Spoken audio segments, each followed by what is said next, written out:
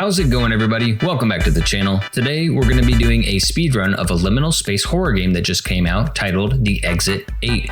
In this game, we're tasked with reaching that final exit. Exit 8, of course. Now, we're looking for anomalies. If we spot an anomaly, we need to head backwards. If we don't see anything though, we're going to go forwards.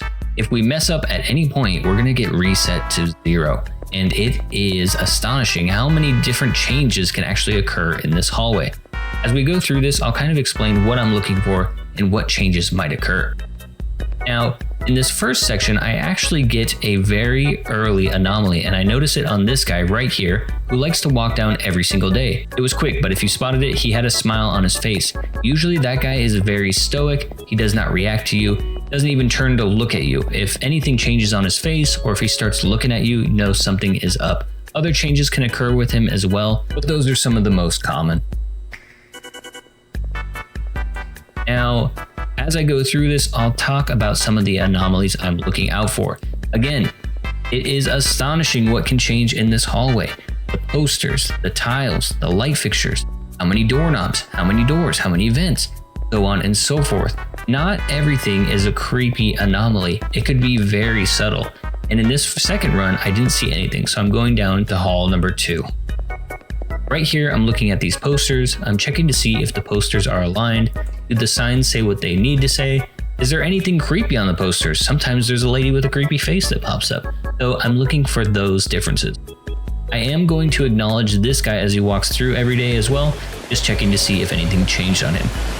Now, in this part, I did notice a very obvious anomaly, which is that the sound of the ocean starts playing in the background, which is a little bit silly, but I enjoyed it because now I'm at level 3 and I can push forward. One of the things that can be a little frustrating though is when you get lots of anomalies very early on and then you end up not having any anomalies later, but you're very paranoid because you're further into the levels than you were previously. I don't see anything out of the ordinary here though, so I'm going to move forward, which progresses us to level 4, and we are actually at 50-50 for normal versus anomaly. So this is a pretty good run so far.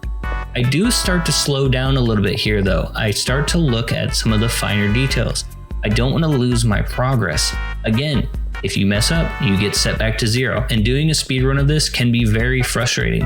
I actually think there's some changes I'm not even aware of, and I've been playing this about 50 times now, probably at a bare minimum, maybe more.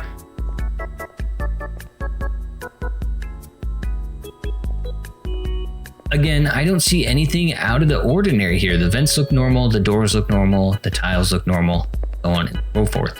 Sometimes the yellow tiles on the floors can actually shift, and then there can even be stains on the ceiling, and they're very, very hard to catch. So you have to be careful and don't doubt yourself.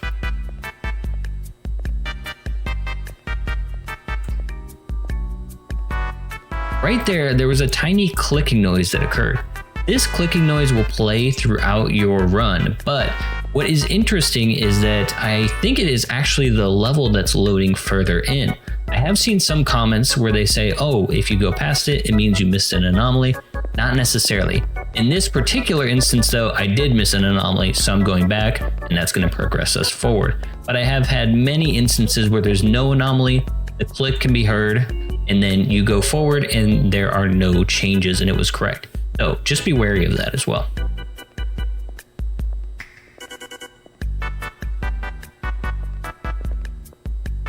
We are at the 6th exit now, so we're getting very close to the end. I am pretty excited at this point, only because, getting this far alone is an accomplishment. In like getting good RNG, it is very RNG based.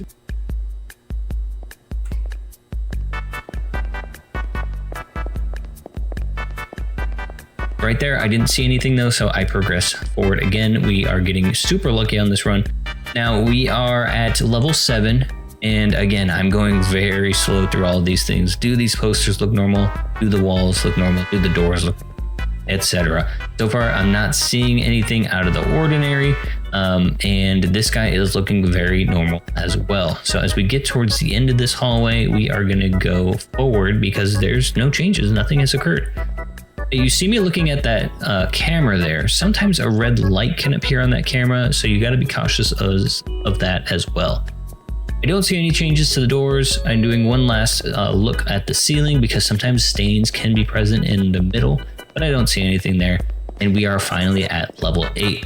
Now level 8 is a bit misleading. I'm going to be leaving this one super quick, and you could, I don't know if you spotted that anomaly there, but the guy was going much too fast. So that was very easy for me, and immediately I go back. What you might have also noticed there is that the second hallway for level 8 spawned. Basically, level 8 is a little bit unique in that you don't just get straight to the exit on the first time. You have to do 2 parts of level 8. So I am at level 8 again. And here, thankfully, we don't see any anomalies. We're going to go forward, and this brings us to the staircase. When you get to the staircase, you go upwards, you get the white flashing light, and you've completed the game. All right, you guys, so it was a 5:25. I think this could be much faster, but this is a good start. And, you know, I am curious to see where we could take it from here. I will probably try to lower it a little bit. But yeah, I hope you enjoyed this one. Thank you.